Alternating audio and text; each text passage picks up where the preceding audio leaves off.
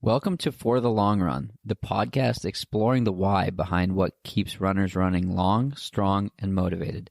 I'm your host, Jonathan Levitt. I've been running for a few years now and have the privilege of meeting many incredible runners on my travels all across the country. This podcast is intended to share those amazing conversations. This week's guest is Lindsay Flanagan. Lindsay is a pro runner living and training in Boulder, Colorado. Lindsay is from Chicago, and we recorded this podcast right before this year's Chicago Marathon. We talked about her love for pancakes, as well as training and living in the Boulder bubble. Lindsay talked about her goals for Chicago, which she totally crushed. When talking about these goals, she said, "We are looking to run fast, not I'm looking to run fast," highlighting her team-focused approach. We also talked about her use of social media as a pro athlete and her work with brands, and how she uses social media to connect with people all across the world. We also talked about the Boston Marathon and her experience running it a couple of times. We both agreed that the Newton Hills are really not that bad. I hope you enjoy. Welcome back. I'm here with Lindsay Flanagan in beautiful Boulder, Colorado. Lindsay, thanks for joining today. Yeah, thanks for having me. Of course. To be here. Of course. So let's kick it off with the most difficult question I'm going to ask all day. Perfect. Right from the start. Who is Lindsay Flanagan? Who is Lindsay Flanagan? Lindsay Flanagan is a professional marathon runner living and training in Boulder, Colorado for the past 2 years. Born and raised right outside of Chicago. So super stoked to be heading back there for the marathon in 3 weeks. I feel like runner. I live with my sister out here, which is always kind of funny, and we have a great time. Yep. I coach recently. I am a big fan of brunch food and breweries. There you go. It's a good place for that. Yeah. What's your brunch order? Brunch order pancakes. Always. Always pancakes. They're my favorite food, and I can't get away from it. So I nice. Just stick. Just with lean into it. Yeah, why not? What's your favorite brewery here in Boulder? Favorite brewery. So I actually lived in Louisville for a year, it's right outside of. And they're very adamant that it's not Louisville. It is not Louisville. It's and my Louisville. dad is obsessed with saying Louisville, and my dad, that is Kentucky. But there's a brewery over there called 12 Degrees, and it's like right on the main street. So that was like our go-to when we lived there. So yeah, I'm going to say that one. Cool. I've had a lot of Boulder athletes on this podcast, and it's just a tiny percentage of the amazing athletes that are out here in Boulder. And one of the things that they all highlight is what an incredible place it is. But it's also like, you walk down the street and you see Olympians and you see people who look like pro athletes because they are pro athletes. Yeah. And what's it like living in an environment like that where, Matt Daniels put it perfectly. He's a sub 4 miler. He's like, I'm a sub 4 miler. There are 50 of those in town. Like, who cares? What's it like being in that environment and training at the level that you're training at? Yeah, I think it's funny. Like, we call it the Boulder bubble because it just like doesn't seem like reality. Right. Like, I just feel like nowhere else in the country are you going to have something like that. Right. But it's special. I mean, I feel like you're on the track and you're using like a local little middle school track, but you have like all of these amazing athletes out there just like crushing it. And you're like, man, I live in such a cool place. Like nowhere else would it like ever happen like this. So yeah, I've been here 2 years and I don't plan on leaving anytime soon because it's just, it's a weird, wonderful place. Yeah. But do you ever fall victim to the comparison game? Like, are you on Strava? Are you looking at other athletes' workouts?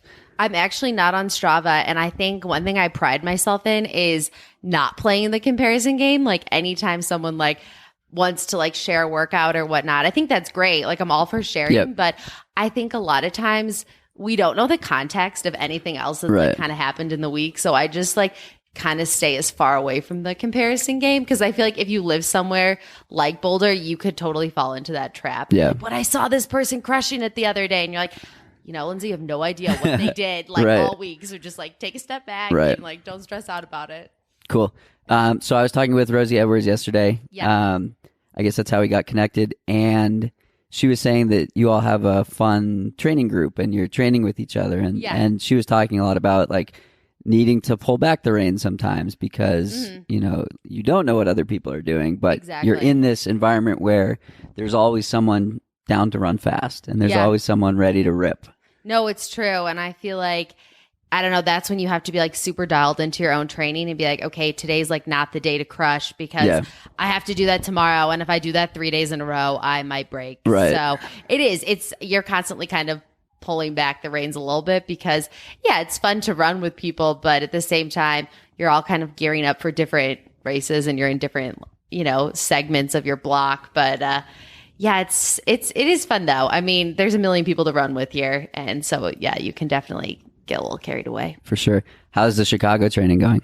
It's been really, really good. I will say this has been probably my best buildup I've had probably just so far. So I'm confident. I'm excited. And I think I'm just going in. I think just being like confident is the big thing right now. Cool. What do you incorporate, benchmark workouts that you can compare from cycle to cycle? Yeah, I've been working with my coach, Steve Magnus, for about a year and a half. So I think each buildup we've done has been like a little bit different, which I kind of like because I can't actually like go back and be like, oh, wait, what did I do this workout in last time? Because they're always changing. So for me, I think that's good. But I think the biggest thing this time around is I've actually really been able to run like marathon pace here, which in the past, like I have just struggled massively with. Just, I don't know if it's the altitude or what. Actually, I know. Probably the altitude. Yeah, but I just feel like I would see these workouts on paper and I'd be like, oh my God, I have to run marathon pace for how long? And I'd be like, well, you can do this for 26 miles. Why are you stressed out about doing it? But it's something about doing it here that just like makes me panic. But this time around, I've actually been able to hit it and not feel like I'm just dying. So I'm like, okay, this is a really good sign. Nice. Yeah. What's it like working with a prolific coach like Steve? It's good. I think it works well because I'm super independent and I don't really need my handheld. And I think we work well because he can like send me my workouts. Like we have feedback afterwards, but I don't really need a whole lot of, just like the day to day, like, how am I doing? Like, is this good? Like, I think it's been working pretty good. That's awesome. How long have you been working with him? A year and a half, I think since last March. Cool. Yeah. Why did you go for your first run? What do you mean? Like the first time you went for a run. Oh, why'd you do it? Yeah. I was like, wait, here? Oh, the first time I ever went for a run. Little Lindsay out the door. Little Lindsay. I actually didn't start running until high school, but I think the first time I actually ran, I swam my freshman year of high school, and every Tuesday, Thursday, for some reason, we had to run 2 miles. It was like part of the swim training. And oddly, I could like crush those 2 miles. And I don't know if I was actually crushing or if everyone else just like, crushing everyone running. Else. Yeah. Yeah. And so I think I'm going to say the first real run I probably did was, with the high school swim team.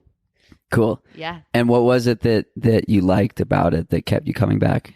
Yeah, I was just like, I had been swimming for, like 10 years, and I just like wasn't that good. And then like running kind of It's away. really hard. It is really hard. Yeah. And it was just funny because I'm like, man, I've been doing this since I was 6 years old. And like, I'm still not that good. Yeah. And which, that doesn't matter 100%, but it, kind of does. Yeah. And so running like right away, I was like, man, like I like really enjoy this. And I think I'm like not that bad at it. So like every Tuesday, Thursday, I always like really looked forward to those. Like, I think I literally was 2 miles and we had to do it at like 5:30 in the morning, but I loved it. And everyone else was like crying and throwing up. And I was like, oh, this is great. And then I think, after that, freshman year swim season, I actually quit swimming, and that's when I started running track. Cool. Yeah. So fast forward a few years, you're now running marathons. I am now running marathons. What was it that changed going from 2 miles to,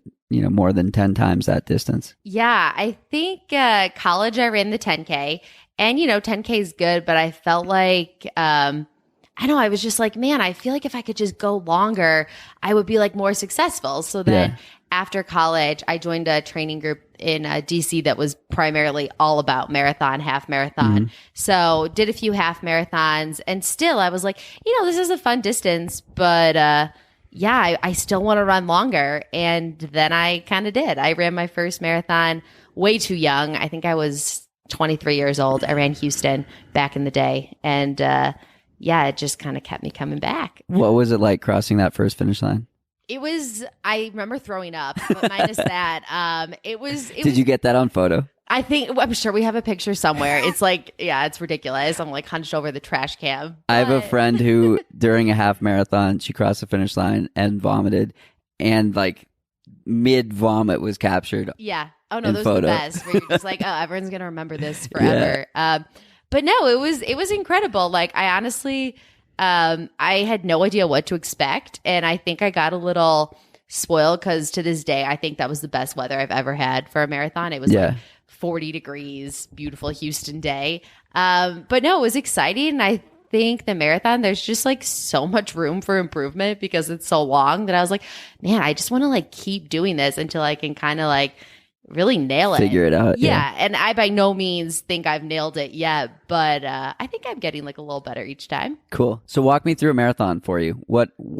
How are you breaking it up? What are you thinking on the start line? Well, it kind of depends. But a lot of times I actually don't look at my watch like the whole race just because I think that can like mess with you. And like your GPS is like all over the place when you're running. And so you're like, did I run an 8-minute mile? Right. It was a 3-minute mile. I actually have no idea. Yeah. But yeah, I break it up. It's honestly usually like by water stations. I'm like, okay, just get to the next 5K, get to the next 5K. And I think, the real racing doesn't start till after 18 miles. So I think a lot of it is like managing like the fatigue up until 18 and then like being able to kind of quote unquote like crush the last, even though like you might not be crushing. Right, the last 8. Yeah, like really get after it because I think that's where like the carnage kind of is of people that go out too hard and you're like, okay, get to 18 and then I know I can like start competing. So what are you thinking at mile 18? At mile 18, it's kind of like, damn, this is go time. Like you really got to like, you're pretty focused the whole time, but this is where you're like, okay, this is like where it matters and just kind of like maintain, like don't fall apart. Cool. So you run a couple marathons. What's been the most memorable race so far?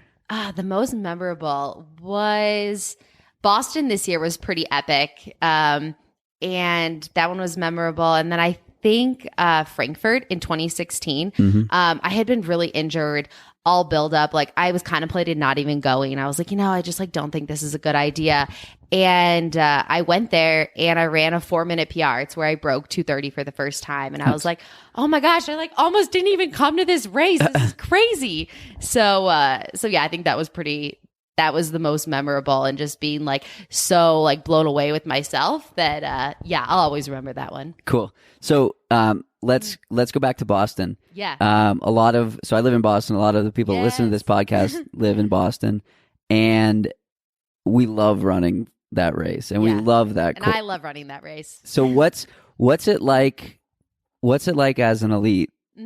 Coming through Framingham and Natick, and I'm getting goosebumps like just even talking about it, and Newton and Brookline, and coming into Kenmore Square. Like, what's that energy like?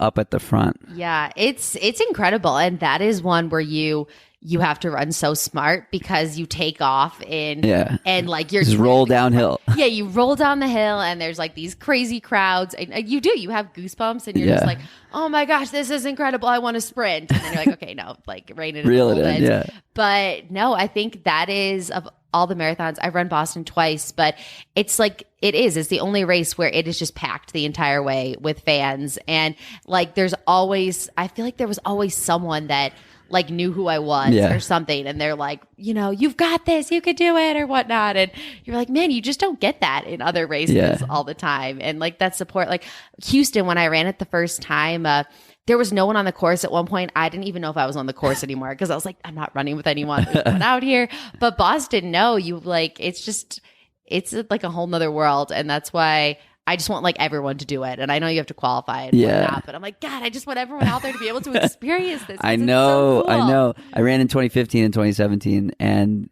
it was hot in 2017 and that's when I ran 2017. 2017 it was very warm. Yes. That was a tough year, but great for spectating. Yeah, great for this. They were having so much fun that year. I will never forget that. Yeah.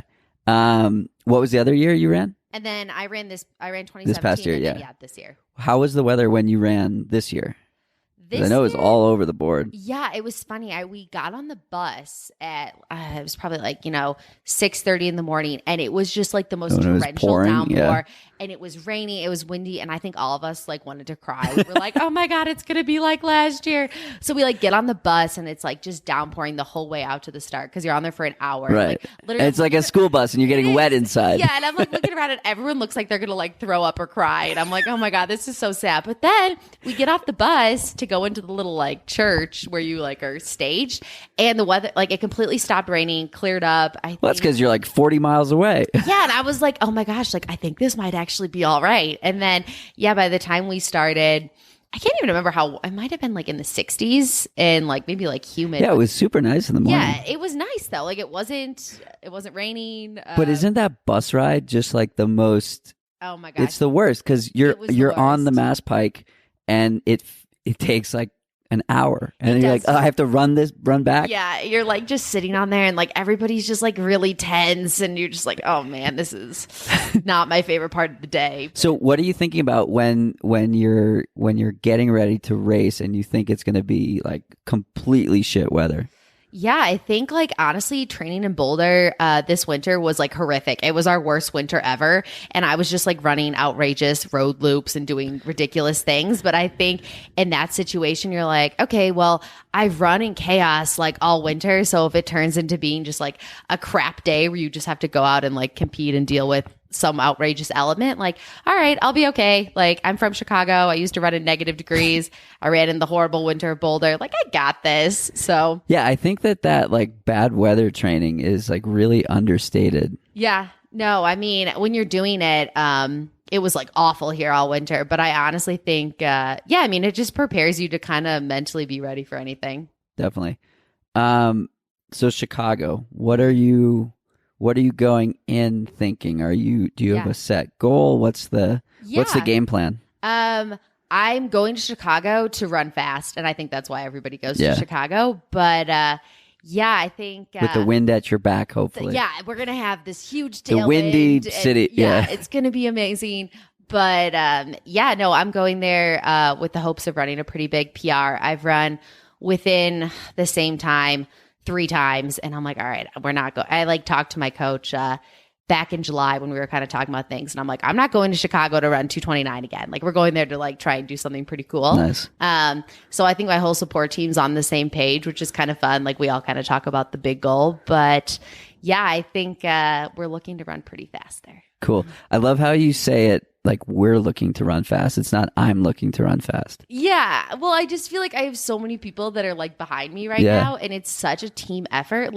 From I feel my family knows what I'm trying to do, my coach, my agent, my pacer, my friends. I'm man, this is a really big it's a team group effort. Yeah.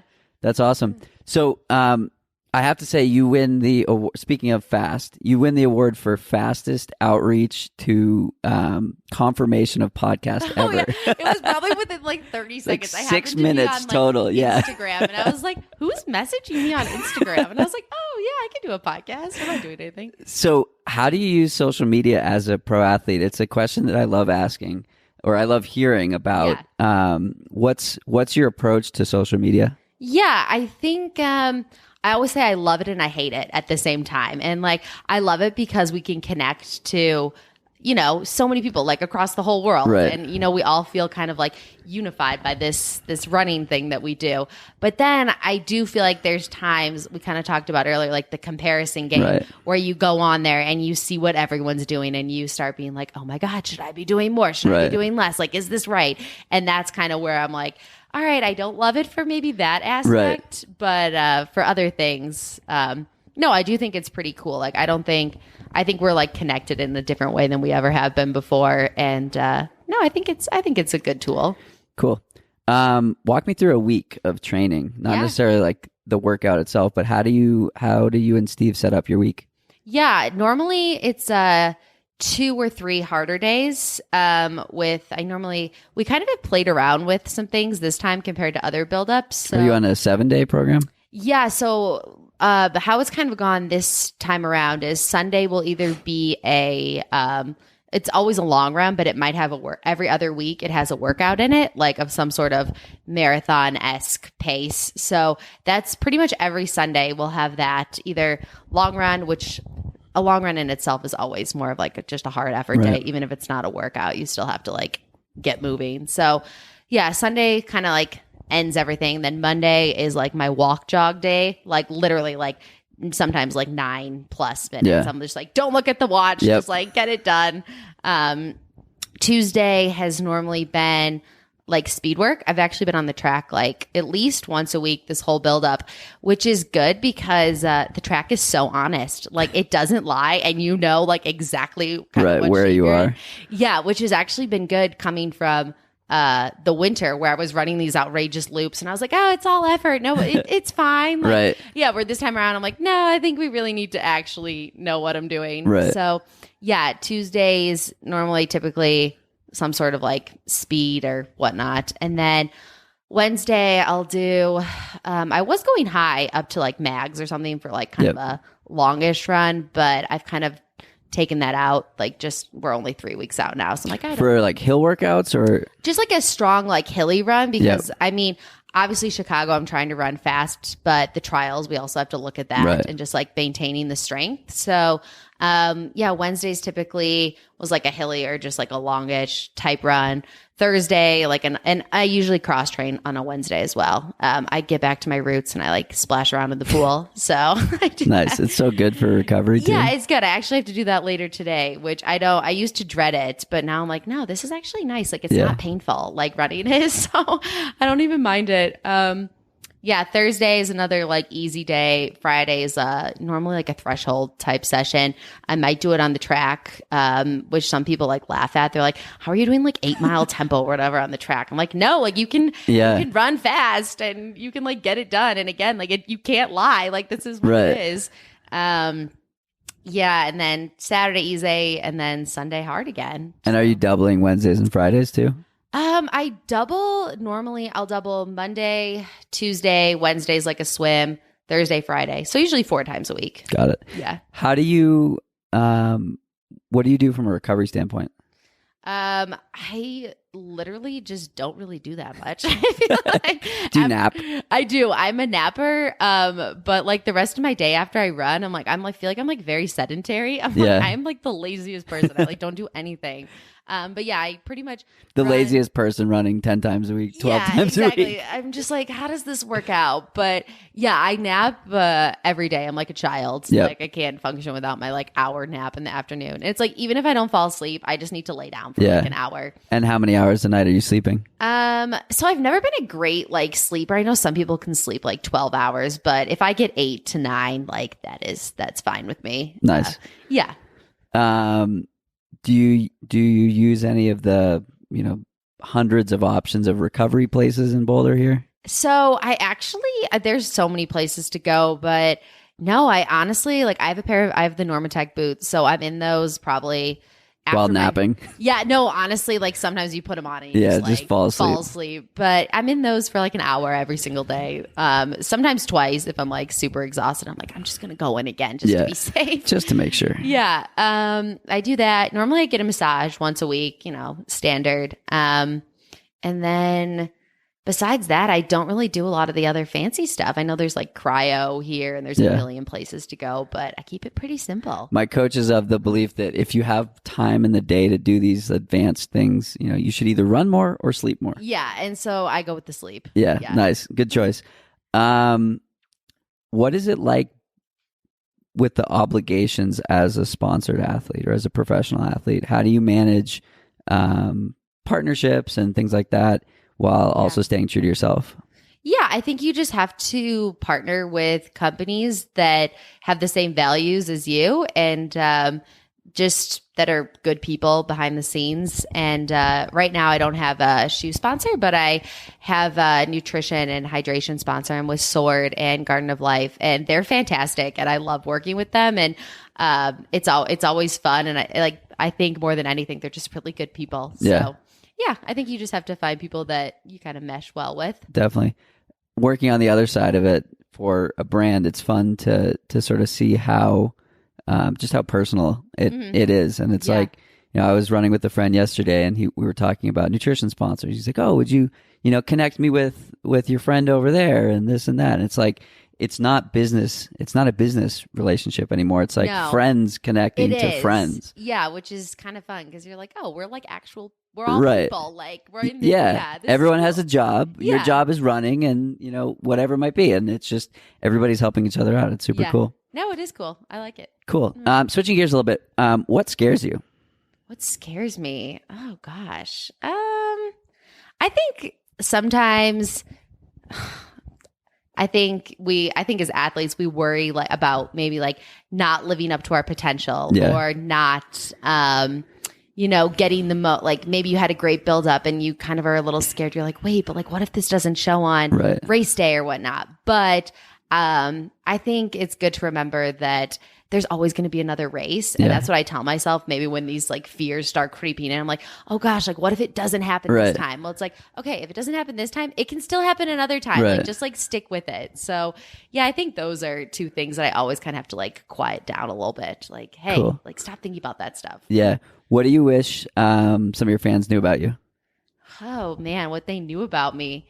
I'm kind of old school. Yeah. I really just kind of am very big on you get better, honestly, just by like putting in the hard work. And like you were talking about the recovery fancy, those things are great. But at the end of the day, like I'm super old school. I'm like, if you want to get better, you got to just train hard, like find what works for you. Definitely. So I'm going to label him as the most referenced person on this podcast, Peter Bromka. Okay. Talked about how it's funny because like I mentioned him in like the last 3 episodes. He ran Boston this year. Yeah. He was the fastest guy in the non-elite start for a few weeks. He's like 219. He's a good guy. Great guy, very smart, very educated on marathoning. And what he said was people come to him all the time with, I want to BQ. What do you recommend? Yeah. I want to BQ this year. What shoes do I wear? And his take is exactly what you said. It's like just layer it on top of each other. Yeah. Season after season. It's not going to happen immediately, no matter, the book, how bad do you want it? Like you can want it as bad as you want. And it like, you have to be realistic sometimes. Yeah. I wanted to BQ for 4 years and I ran some fast 5Ks in 2014. I was like, great, cool. I'm fit. Yeah, let's run 305. Yeah. And that never happened. And I ran my first was 335 and then I cut off a few minutes and got down to 320 and then ran a 401. Which those always happen. I have definitely had those. Where you're like, oh, that's not what I thought was going to happen. Exactly. And then I went 401, 259. So it was, there you go. But that was 4 years later. And it's just wild how it's all about, mile after mile after mile and not any one workout or any one season. Consistency. Exactly. So with that being said, what's one thing now that you wish you knew 5 years ago?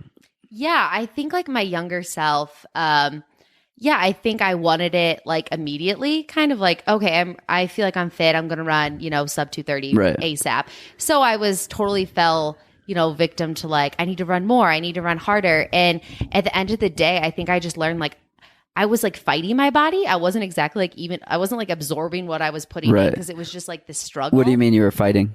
I just feel like there's a difference between like normal fatigue and fatigue where you're like, okay, this is like a disaster. Like this isn't good. Yeah. So I think now I can definitely recognize the difference between like when my body's actually absorbing it and when it's like, hey, you need to like cool it. So I think you graduate from college and you're like, okay, like I'm going to have immediate success and I just have to run all these miles and it's going to be amazing. And you're like, wait, that's like not at all what happened. Yeah. So I think, taking a step back, and it's fun. I can kind of like mentor my sister in this a little bit because she's such a baby. She's only 24. And I'm like, it just takes time. Like, be patient. It's not going to happen overnight. Like, don't fight it. Like, just like kind of let it come to you over time. Did you have to make that mistake over and over again before it sunk in? It took like plenty of injuries and like breakdowns to be like, this is not the way to do it. You got to just like be smart about this. So what were some of the things that you weren't doing that you're now doing? Yeah, I think you come out of college and every day in college, I feel like you just like didn't, at least me, I'm not going to say everybody, but I just like did feel like I never really recovered. It was like every day I felt like it had to be this like grand effort. Blast it. Yeah. Like I'm just, every day has to be like 7-minute pace or under. Like I don't care. Right. And I think I had that mentality like leaving college, like, oh, every day needs to be like still really good effort. And then, no, I just learned that's actually not at all. Like I need those days where I just like take a baby walk and I jog like 8-9 minute pace and then I'm actually able to like absorb the hard work that I put in. But it took so many years to finally like ingrain that in my like head and be like, hey, it's okay to run like really slow sometimes and just like often actually. Yeah. You should. It's not just okay. You should. Yeah. Like you definitely should. Like now, like I refuse to run with people certain days of the week because I'm like, no, you're too fast. Yeah. You're not going to want to run as slow as I want to run. And I like need to baby jog. Well, today. listen, anytime you need to run slow, I'm happy to. It's like, come and run with me. Yeah. But I think it was learning like how to recover like in that sense, just like every day doesn't need to be this crazy. Nice. And I think that that's a really sustainable approach. I ran with a guy named Matt Daniels yesterday. I mentioned him before. And I run with a lot of the athletes we work with and things like that. And I was really nervous to run with Matt. Like he's really, really fit. He was in 4th at Western States and he's run sub 4 and fast man. Yeah. And so he started out, we were running like 7:30s or 8s at Walker Ranch. So it's like 7,300 feet. Yeah. And I live in Boston, so it's 0 feet. Like, and pretty much right from the start, he was like, no, you go ahead. Like you can lead. Yeah, like you dictate do whatever, the pace. Do whatever you want. He's like, I got a big workout tomorrow. Like we can go as slow as I want. Yeah. So I was proud to set his slowest known time at the Walker Ranch loop. You're like, yes, but he probably crushed his workout today because he just I can't.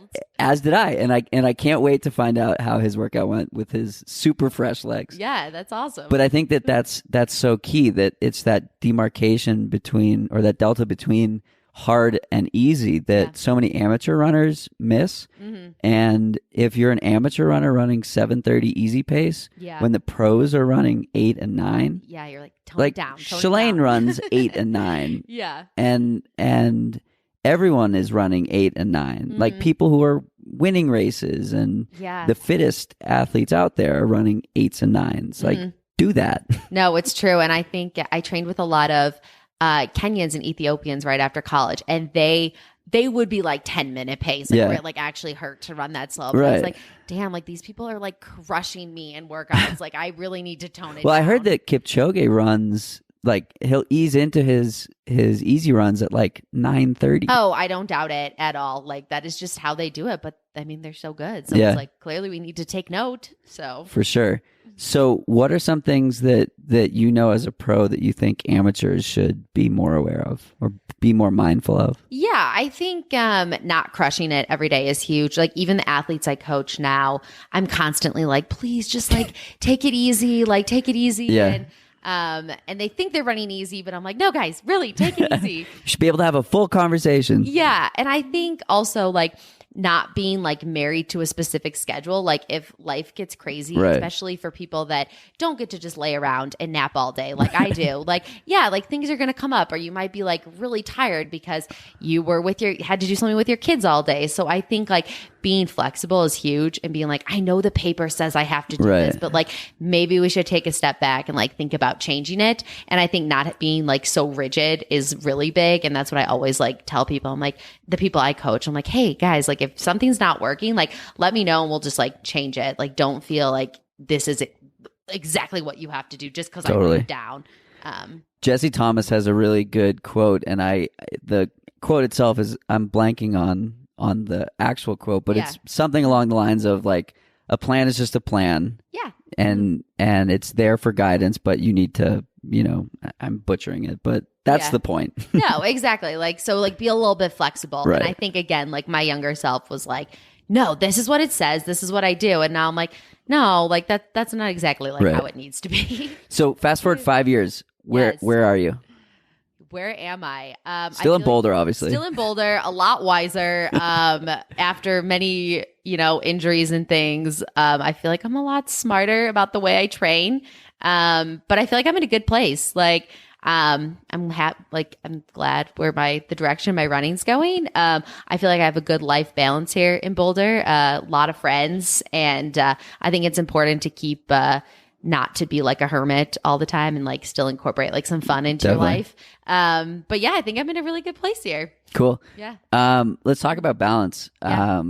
I talked with Noah Drawdy yesterday about the concept of balance, and he said somebody wanted to know, like, we know what you're good at. What do you struggle with? Yeah. And he said balance, basically, and he said, staying in touch with the people that I care most about. Yeah. Because I'll bury myself in miles, and I don't have energy for other Go stuff. into like a cave. Exactly. And talk So to anyone. yeah. So how do you balance, running at a high level with other obligations that you have in life? Yeah. I mean, I think I'll never be like 100% fully balanced because obviously this is like a huge part of my life. But I think it's important to like keep the relationships and like, make sure you're talking to family and friends and like college friends. Right. And even if it means like me and my sister, I'm always like, no, we have to like go out and do something like once a week. Like we need to go out to dinner. We need to go to happy hour. Like, I don't even care if it's only once a week. We just like have to get out of the house and do something. So I think I actually like, and I make sure I like stick to it, that we like do something quote unquote like fun once a week. So even if it's like funny and you like, it's kind of like structured fun time, I don't even care because like it's in the calendar. Yeah, it's in the calendar. Going to happy hour. We're having fun today. And so no, I think it's we're gonna have 1.5 beers and it's gonna be great. We're gonna go home and go to bed. But at 8:30. But no, it makes you feel like I think it just it helps me like not get burned out, because I think in the past when I've gotten burned out, it was because I was too like, I just didn't allow anything else in my life. But you do definitely need to have like the relationships. Definitely. Do you listen to music when you run? I don't. It's actually funny. I listened to music once, my first like run, and the things fell out of my ears, and I've never done it again. And so cool. Even the treadmill, like I only had to do it once this winter, but yeah, it was like 20 miles of no music, and I almost cried. On the treadmill? Yeah, and I was like, wait, maybe I really do need the music. I was like, yeah. What did you think about for 20 miles on the treadmill? Well, it was, it happened to be, it's the only time I had to do it all You're doing winter. A workout? It was a workout, okay. Yeah. So there was like tears were shed because I just was like, oh my God, I really need something. But that's better than just like a 12-mile easy run or like something. I think it was because at least I could break it up, and I was playing with like the incline because I was like training for Boston. So I was like, just like give me heartbreak. This one, yeah. Did the machine shut down on you? Due to duration? It only goes for an hour. Yeah. So there was like a point where that's soul crushing. Yeah, where I was like, damn it, no, I'm in like the middle of a repeat, and yeah, that was just a day I've kind of like blocked out of my memory. But now that we brought it back up, good times. Peeling back old wounds. What was it like running Heartbreak? Running Heartbreak. It's funny. I feel like last time I ran Boston, I just like maybe didn't know what to expect quite as much. And I really died on Heartbreak. So in 2017, there were not a lot of people out there on Heartbreak. No, I don't remember there being. Sorry, 2018. 2018? Well, 2018 was the... Right, that was the wet year. That was the torrential, yeah. But no, 2017... 2017, it was packed. I think... No, it was hot. So people had fun. They're like getting sunburned. Yeah, I mixed it up there. Yeah. Yeah, I think like that time I just like... I had run the course one other time.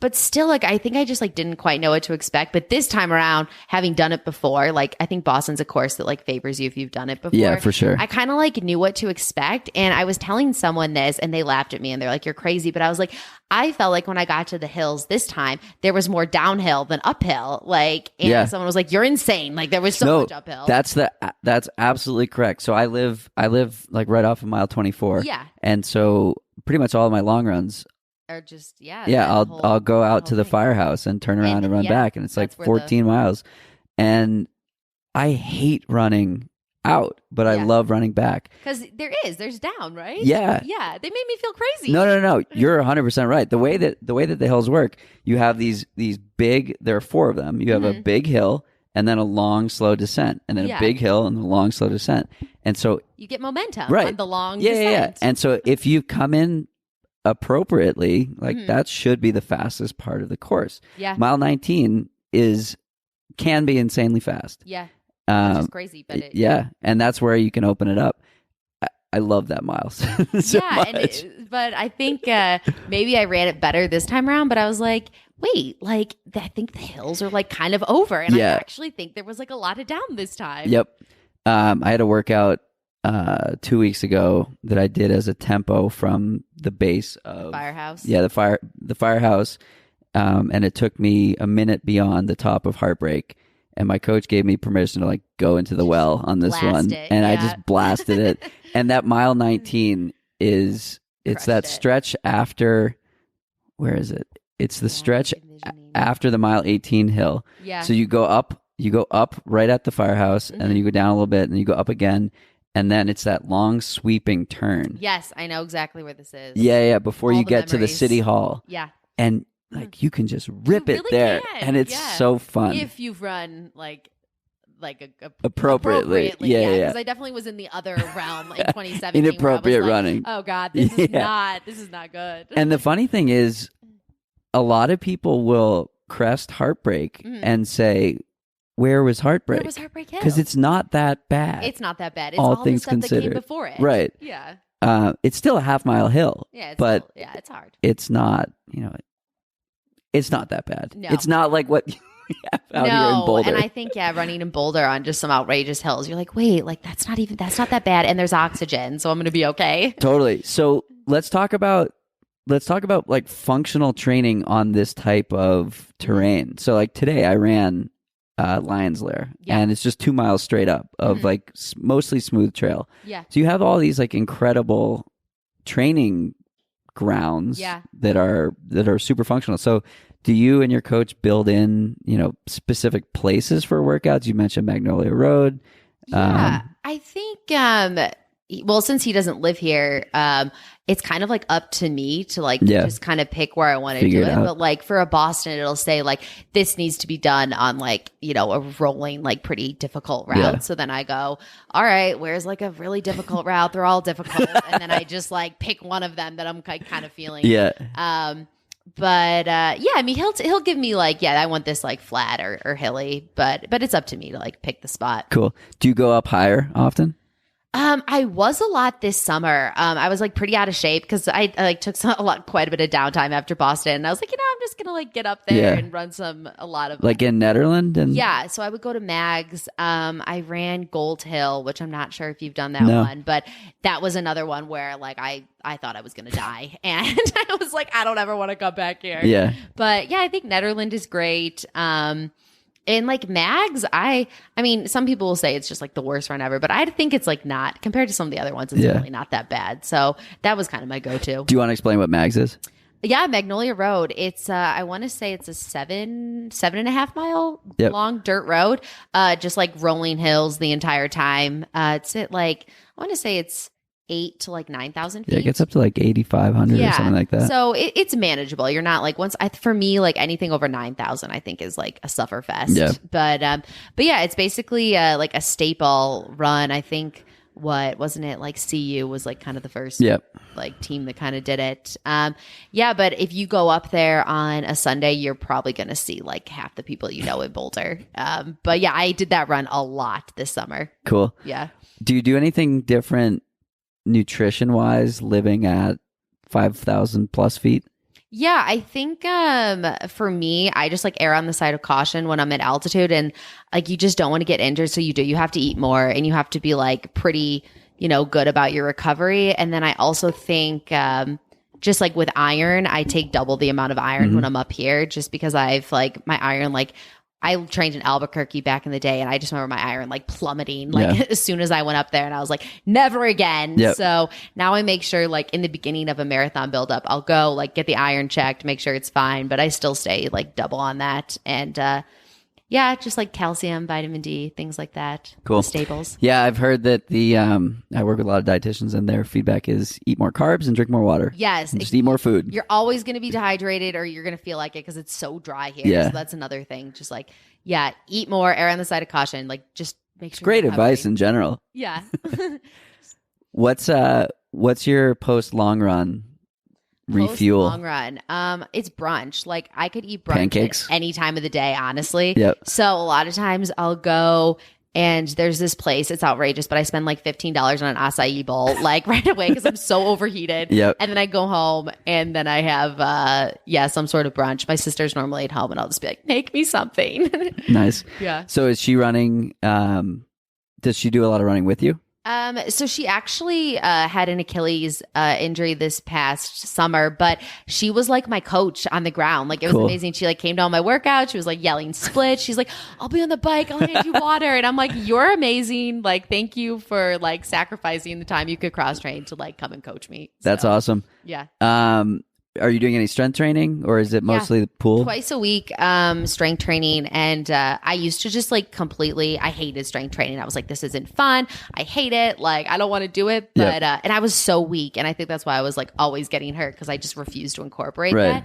But now, no, it's like a game changer. I'm like lifting way more than I have. And it's funny because like for other people, being able to like squat the bar is no big deal. But I'm like, guys, no, like I couldn't even like squat like 20 pounds before. So this is like huge for me. So twice a week, always on workout days. And are you working with Rosie on the strength training? Yeah, with Leomo. So they put all these like sensors on me and I like found my weak spots. And but I mean, it's something that I never used to do. And like, again, I would tell my younger self, like, no, just do it. Like you really need it. Right. So cool. What races are on your bucket list? Oh, bucket list races. There's like actually so many, but I really want to run Berlin. I need it's coming up this weekend. I know. I'm like, can I just like go and do both? Like, no, you can't. Berlin and Tokyo. I really want to run Tokyo. And there's something about going to Japan that I really want to go to Japan. Have you been? I have never been. And those are like my two races, Tokyo and Berlin, that I just am like, I got to get to those races one day. Berlin looks like it's a fast one. And Tokyo, I feel like would be a challenge logistically, but would be super fun. Yeah, I would have to like figure out like, there'd be quite a bit of jet lag, but do you do any trail running here in Boulder? I don't do a ton. I ran with my agent the other day. We did like a trail run and I was like super nervous about it because I have like jello ankles. And I was like, am I like going to be okay with this? And he's like, you're going to be fine. Tape them up. Yeah. He's like, no, you're really going to be fine. But I was fine. It was a very nice surprise. But it was like a Marshall. Have you run from Marshall Trailhead? No. It's right by my house, but there's like an open space, a million trails out there, opens to like El Dorado Canyon. On like an easy day when I'm like, no, you really need to run slow, I'll just run somewhere like that. Nice. Yeah. Well, cool. Well, thanks so much for doing this. It was a fun chat and we'll be rooting for you in Chicago. Thanks. Where can people find you on social media? On social media, I am on Twitter and Instagram. I think Instagram, I'm like L Flanagan too, because apparently there's a lot of L Flanagans out there. And then I think the same for Twitter. So cool. Yeah, come find me. Follow along. Awesome. Thanks so much. Thanks. That's it for today's episode. Like many long runs, it's sad when it has to end. I hope you join in next week on For the Long Run. And in the meantime, happy trails.